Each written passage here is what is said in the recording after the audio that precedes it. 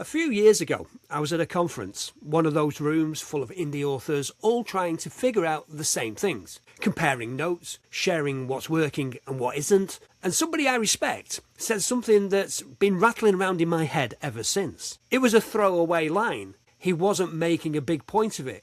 He just said, almost in passing, that Amazon ads can absolutely sell books, but for a lot of fiction authors, they seem to make more money for Amazon. And the room laughed because everybody recognised something true in it. And then the conversation moved on. But I haven't been able to shake it because here's what I've noticed when I've talked to other authors. Not conference speakers, not people selling courses on how to run ads, just working authors trying to make their books pay. Almost nobody I speak to has cracked Amazon ads. Not really. In the conversations I've had with working authors, Facebook and BookBub come up far more often when people talk about ad spend that is producing measurable returns. The Amazon ads conversation, when it comes up, usually involves people describing money they've spent and results they can't quite account for. Now, I'm not here to tell you Amazon ads don't work. Clearly they do, and for some authors, in some genres, with the right setup. But in my experience, and in the experience of a lot of authors I know personally, the money that's actually converting tends to come from elsewhere. And that's worth saying out loud, because there's a whole industry built around teaching Amazon ads to authors. And if the results were as reliable as advertised, I'd expect to hear a lot more success stories. So when I'm standing in rooms full of people who've tried it, what I hear instead is a lot of silence, followed by a subject change. Hi, I'm Steve Kelly. This is Truth Bombs episode 9. Before I get into what works, I want to be direct about why most authors' ads don't work, because it's not usually a platform problem. It's not Amazon being unfair, or Facebook being difficult, or BookBub being too expensive for where you are right now. These things might be true in individual cases, but they're not the reason most indie authors' ad campaigns fail. The reason most ad campaigns fail is that authors run them before they're ready. They hear that ads are how you grow a book business, which is true. They hear that other authors are spending on ads and getting results, which is also true. And so they decide they should be running ads too. And they open up their Facebook Ads Manager or their Amazon dashboard and they hit the boost button on a post. And they spend some money and nothing happens. And they conclude that ads don't work. And then they come to conferences and say the algorithm is broken and the market is saturated and nobody's discovering new authors anymore. I talked in episode 7 about how the external explanations are almost always covering for something that wasn't done right internally.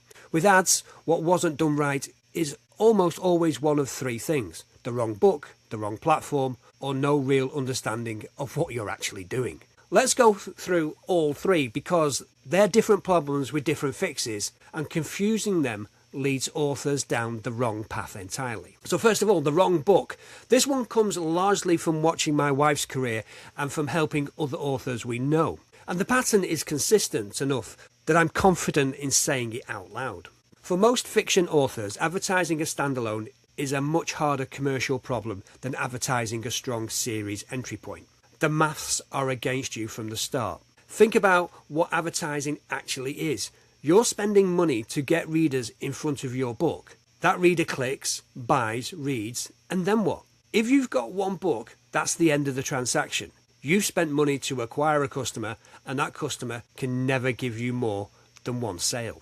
Your return on that ad spend is capped at one book's royalty. And in most cases, one book's royalty doesn't cover what you spent to acquire the reader in the first place. This is why I spent time in episode 1 going through the lifetime reader value. When you've got a series, the calculation changes entirely. You spend money to get somebody into book 1, and if the series holds them, they read through book 2, book 3, book 4. Every one of those is an income from the same initial ad spend. The cost of acquisition spreads across multiple sales, and the numbers start to work. And when you frame it at scale, 10,000 in, returning 30,000, that's a series structure making those numbers possible. If you're advertising your first book and you don't have a second one written yet, stop spending money on ads and write the next book. Build the backlist first, then advertise the entry point. Going the other way round is spending money to prove something that isn't ready to be proven yet. The boost button, right, let's talk about the boost button. I've done this myself, not with my books, but with other businesses I've been involved in over the years. I know exactly what it feels like and exactly why it doesn't work the way you expect it to. So you write a post, it does reasonably well organically. Facebook tells you it's performing better than most of your other content and suggests you boost it to reach more people. You think that makes sense, it's already working, so let's put some money behind it and really push it. You put in 20 quid, maybe 50, you watch the numbers go up, reach goes up, impressions go up, engagement goes up. It feels like something is happening, and then you look at what actually happened, and the answer is people saw it. That's it. They saw it. Some of them liked it, a few of them commented, and almost none of them did anything that moved your business forward. Views are not sales, reach is not revenue, and the boost button is optimized to give you more of what makes the number on the screen go up, which is eyeballs, not buyers. This is the fundamental difference between boosting a post and actually running a Facebook ad. When you boost, you're handing Facebook a small amount of money and saying, show this to more people. Facebook does exactly that. It shows it to more people. The platform is optimizing for what you told it to optimize for, which is reach. And reach is what you get. When you build a proper Facebook ad, you're doing something completely different. You're telling Facebook who you want to reach, what action you want them to take, what you're willing to pay per result, and how you want to optimize for that result. You're giving the algorithm a target rather than just a budget. And that's a skill that takes time to learn, which is exactly the problem with the boost button. It looks like advertising, it costs money like advertising, it is advertising, but it's the shallow end of the advertising. It gives you far less control than a proper campaign built in Ads Manager. And for selling books to cold audiences who don't know you exist yet, that control is exactly what you need. Most authors boost because it's easy and it produces visible numbers quickly. Actual advertising is neither of those things. When you start out, the numbers it produces are harder to read and slower to materialize, but they're the right numbers. Conversion rates, cost per click, return on ad spend. Those are the metrics that tell you whether your business is working. Reach and impressions are the metrics that tell you where Facebook is happy with your money. Learn to care about the right ones. So let's mention the wrong platform. Let me come back to the Amazon ads question from a moment ago, because I think it deserves more than a throwaway line that opened this episode. And I want to be fair about it, because the people teaching Amazon ads aren't wrong. They can work. Here's the more honest version of what's actually going on. Amazon ads do work. They put your book in front of people who are already on the platform in the buying mode, which is a genuine advantage.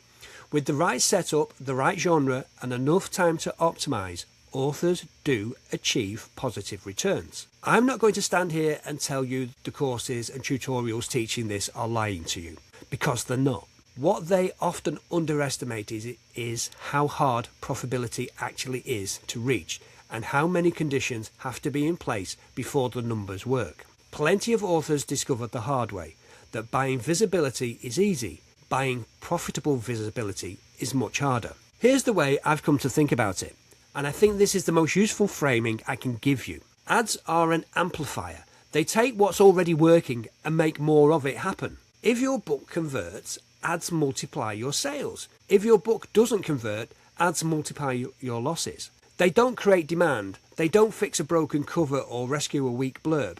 They just put more people in front of whatever you've already built. And if what you've built isn't ready, spending more money accelerates the problem rather than solving it. That's the bit a lot of tutorials glide past, because it makes advertising sound far less simple than people want it to be. The more accurate version is Amazon ads work, but only when the foundations are already solid. And for most fiction authors, especially those starting out, those foundations take time to build. Amazon gives you useful reporting, but Facebook generally gives you more flexibility and more detailed conversion tracking. And the testing process on Amazon eats budget before you find what's converting. That's worth knowing going into it. Facebook and BookBub are where I hear the most consistent positive results from authors in my genre, But I want to be clear that genre matters here more than most general advice acknowledges. The platform that works for crime fiction may underperform for cozy mystery. Before you spend anything significant, find the authors succeeding in your specific subcategory and find out what they're actually running. Not what they teach, what they're doing with their own books right now. So what actually works? Let's talk about Facebook properly, because that's where I've had real results, and I want to be specific about what that means rather than just telling you it works. The numbers. Spending money on Facebook ads and tracking the return, the ratio I've arrived at over time is roughly £3 back for every £1 spent. Stated that way it sounds modest, but scale it. Put £10,000 in and you're getting £30,000 back. That's not a side note, that's a functioning business model. The ratio is the same whether you're spending 100 or 10,000. Getting to a larger volume is a function of confidence and cash flow, and both of those come from building the understanding first. That is my result, not a promise. It came after testing, failures, and a catalogue with read-through behind it. It did not happen immediately. It came after running campaigns that didn't convert, sitting down and working out why they didn't, adjusting the targeting or adjusting the creative or the structure, testing again, and gradually building an understanding of what this platform actually responds to when you're selling books. The number I gave you now is the result of a process. It is not a starting point. What changed as that process progressed was mostly understanding rather than technique. I got a clearer view on who I was trying to reach, not in the vague sense of readers who like thrillers, but specifically enough that Facebook could actually find them.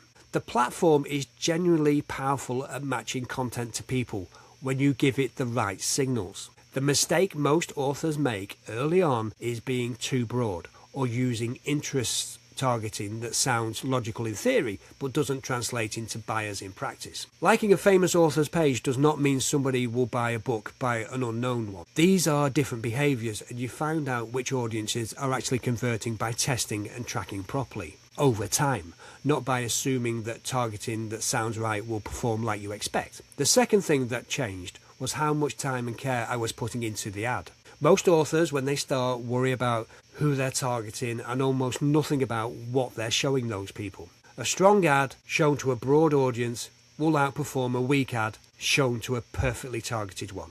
If the image doesn't stop the scroll and the first line doesn't speak directly to the reader you're trying to reach, the targeting is irrelevant. They see it and move on. Think about what your potential reader is doing when your ad appears. They're not looking for a book, they're scrolling. They're just going through their feed, probably half distracted, and you have a fraction of a second to interrupt and make them care. The creative has to do that work. Getting it right takes iterations. The third shift was an understatement. The third shift was understanding what I was actually advertising. Series entry point with read-through behind it. The structure I described in the wrong book section. Once the commercial foundation is right, the ads have something to convert into. Before that, even a perfectly built campaign is pushing against a ceiling that doesn't move. So what are the first few months actually like? Something most courses don't tell you, honestly, is what the early months of running ads actually look and feel like. Because most people who teach ads present the finished version of their knowledge, not the messy version of how they actually got there. And if you go in expecting polished results from the start, the reality of the first few months will make you quit before you actually learned anything useful. Most first campaigns lose money, not because ads don't work, but because you're paying for data as much as you're paying for sales. Every campaign you run, even ones that don't convert well, is telling you something. It's telling you which audiences are clicking, which creative is generating engagement, what your cost per click looks like compared to what you need it to be, what your conversion rate from click to purchase actually is. None of that information exists before you run your first campaign. You have to buy it. Most authors, when they see a campaign losing money early, conclude that the ads don't work. What they've actually done is buy some data and stopped before they've used it. The data you collect in the first few months is genuinely valuable if you know what you're looking at. Without that education, you're spending money on information you can't interpret, and there's no way to make that useful. Most meta campaigns need enough time and data before you can judge them fairly. Pulling a campaign in the first few days because it hasn't converted is one of the most common mistakes, especially for newer advertisers. The instinct when money's going out is to stop, but stopping too early means you never find out what the campaign might have become once the algorithm had enough signals to work with. Go in with realistic expectations about the timeline and a realistic budget for the learning phase. The cost of learning is real. Budget for it. BookBub is worth a mention here because it comes up constantly whenever authors talk about what is generally producing results. And it's a completely different proposition from Facebook. It's not self-serve advertising in the same way. The most valuable placement is a featured deal, and that requires application and selection. BookBub is generally selective about what they promote. You need strong reviews and competitive price for the deal period, and a book that fits what their readers are actively looking for in your genre. The acceptance rate for feature deals is low, particularly for fiction in competitive genres. Getting accepted is harder than setting up a Facebook campaign, but the audiences are different in a way that matters. BookBub readers are actively engaged book buyers who have signed up specifically to hear about deals in their preferred genres. When a featured deal lands with the right book, the results can be significant and the read-through compounds quickly if the series is strong behind it. It operates differently from Facebook because you're not interrupting somebody's scroll. You're reaching someone who was actively looking for something to read today. The path to the featured deal is built through reviews and a strong backlist. It's not a starting point for most authors. It's somewhere you work toward. If you're not there yet, the self-serve advertising options are worth exploring as a lower stakes way to understand how the platform works before you're trying to land a featured deal. Here's what I wish somebody had said to me directly before I started spending money on paid advertising. Take a course first, or at a minimum, watch the free resources before you open your wallet. David Gorham has tutorials on YouTube that are genuinely useful and cost you nothing.